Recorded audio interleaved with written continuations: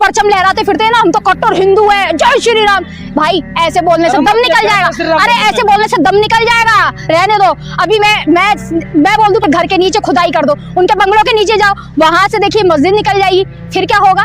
अभी सब बेलचा और वो खरीद के निकल चले और बेलचे से खोदने निकल चले, वहीं बनेगा, कहाँ बनेगा? अरे दरगाह ही रहेगी, दरगाह थी, है और रहेगी हमेशा से। वहाँ आस्था है मुसलमानों की नहीं, हिंदुओं की भी, सबकी आस्था है वहाँ पर। इन अनपढ़ गवारों से तो ज्यादा ही पढ़े लिखे हैं, कम से कम जो पंचर पुत्र बोलते हैं ना, मुसलमानों के नाम में इतनी बरकत है, तभी तो आपकी ये रोजी रोटी चल रही है, राजनीति चमक रही है, आपकी गद्दी बची कुछ। जो मियाँ भाई के पास अभी देखा नहीं आपने, प्रधानमंत्री भी जाते हैं मियाँ भाई के पास, और फिर बागेश्वर धाम बाबा जो अपने आप को कट्टर हिंदू बताते हैं, वो जाते हैं वहां पर मियाँ भाई के साथ, वहां घूमते फिरते हैं, आपने देखा नहीं? बस उनको यहाँ के हिंदुस्तान के जो मुसलमान है उनसे दिक्कत है। और अजमेर शरीफ की अभी जो जिस तरीके से याचिका हुई है, अभी देखा नहीं आपने कि उसका भी किस तरीके से सबूत बताया गया। एक पुस्तक के आधार पर ये सबूत बता देते हैं, इनकी हमेशा से यही चाल रहती है। पहले तो ये समझ लीजिए, अजमेर शरीफ दरगाह पर हमारे जो प्रधानमंत्री है 9 बार जाकर चादर चढ़ा चुके हैं, और बीजेपी के जितने नेता हैं अपनी औलादों की प्राप्ति के लिए वो वहां पर जाके चादर चढ़ा रहे हैं। और सबसे पहली बात, मुसलमान तो दरगाह के लिए बचाने बाद में आएगा,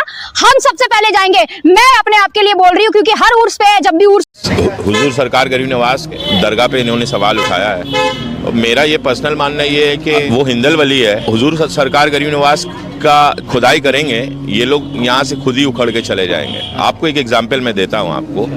850 साल पहले हुजूर सरकार गरीब नवाज ने एक ऊँट को बैठाया था, तो वक्त का जो बादशाह था, जो राजा था उस वक्त, वो उस ऊँट को तो उठा नहीं पाया। आज का जो वक्त का बादशाह है, ये सरकार गरीब नवाज को उठाने की बात कर रही है। तो आप समझिए कि ये क्या नाकामयाब कोशिश कर रहा है। इन्हें स्टडी करने की जरूरत है। मुसलमानों का जो इतिहास गुजरा है 1400 साल से, उस इतिहास को रीड करने की जरूरत है कि मुसलमान किसी के बाप से भी नहीं डरते। लूंगा अजमेर दरगाह में आपसे जानना चाहूंगा, आप कभी गए? बहुत बार गए हैं, अजमेर दरगाह में गए हैं, तारागढ़ गए हैं, बहुत जगह गए हैं। कभी आपको लगा कि वहाँ मंदिर थे? ऐसा कोई सवाल ही नहीं उठता कि वहाँ पर कोई मंदिर होना, कोई बातें नहीं है। अगर ऐसी कोई बात होती तो 800 साल बीत गया, कोई बात तो आज तक नहीं है। जो जज साहब उसी भगवान को पूजा करने वाले हैं, उन्हीं की अदालत में वो मुकदमा जाएगा, तो वो उसके खिलाफ क्यों जाएंगे?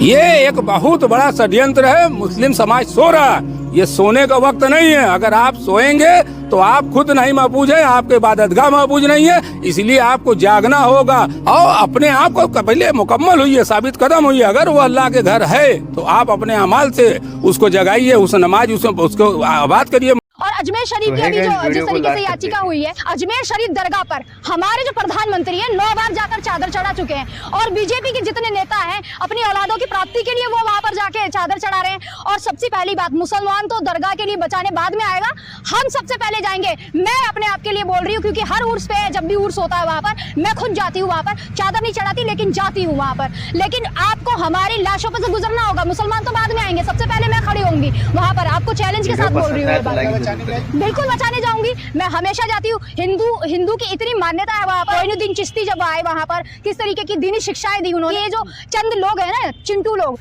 वो फैला रहे हैं। मोदी जी जो अजमेर शरीफ के लिए चादर भेजते हैं, असल में मंदिर है क्या?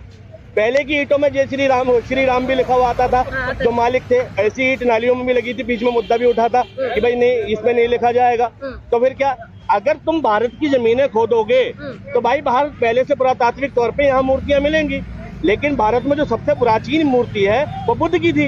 अगर आज मस्जिदों के नीचे मंदिर निकल रहा है, तो कल क्या मंदिरों के नीचे बुद्ध निकलेंगे? भाई जितने मंदिर है तुम उतने में नहीं जाते दर्शन करने।